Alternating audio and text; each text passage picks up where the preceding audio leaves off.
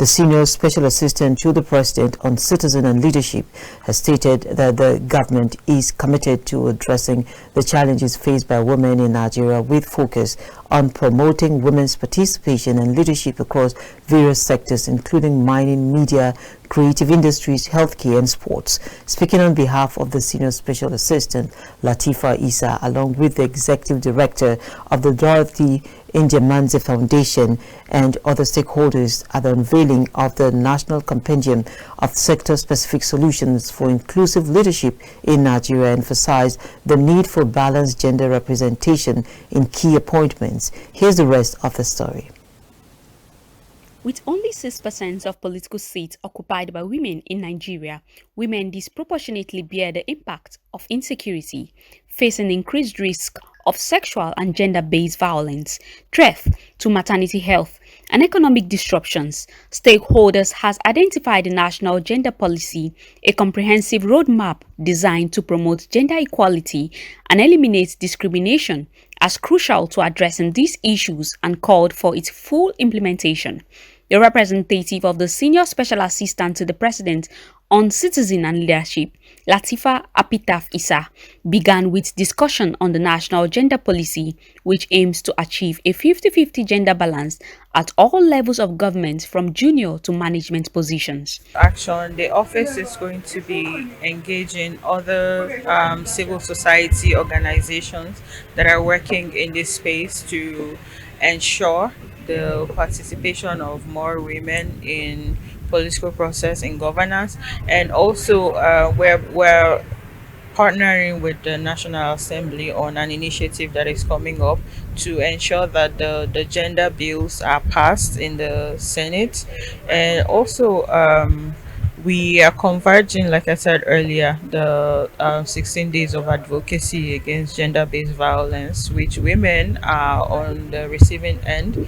And we're also looking at the sector-specific initiatives, just like this compendium has been launched. We're going to be looking at the critical aspects of the compendium and what aligns with the office and how we can converge and synergize with other leaders in the country to help to actualize what is in the compendium. The compendium includes detailed recommendations such as implementation of the National Gender Policy, the enhancement of anti-discriminatory laws, and the adoption of affirmative action in leadership roles across various sectors.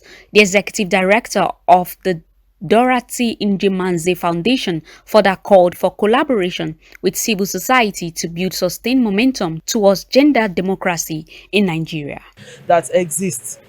Housing schemes, for instance, how many of them are accessible to women? What kind of collaterals are accessible to women? Which kind of women are able to access those kind of things? Who votes more? The rural woman. What are the things accessible to the rural woman? And what are the realities of the rural woman? What will the rural woman want? What will the rural farmers want?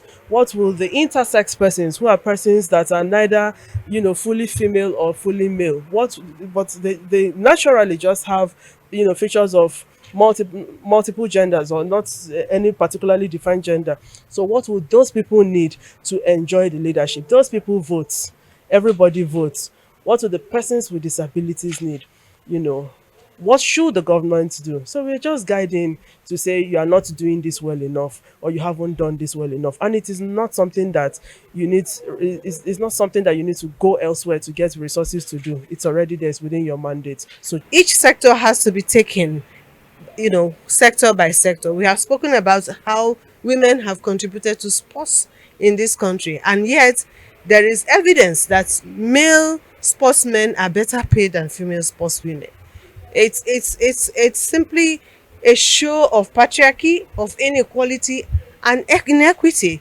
These are issues that we need to address, and fortunately we have this compendium providing actionable recommendation for these issues to be addressed. So I advise that policymakers take a look at them and internalize them and use them in their areas of work for the betterment of our society. The government's commitment to addressing mental health issues affecting women has also highlighted with particular emphasis on the unique challenges faced by younger women.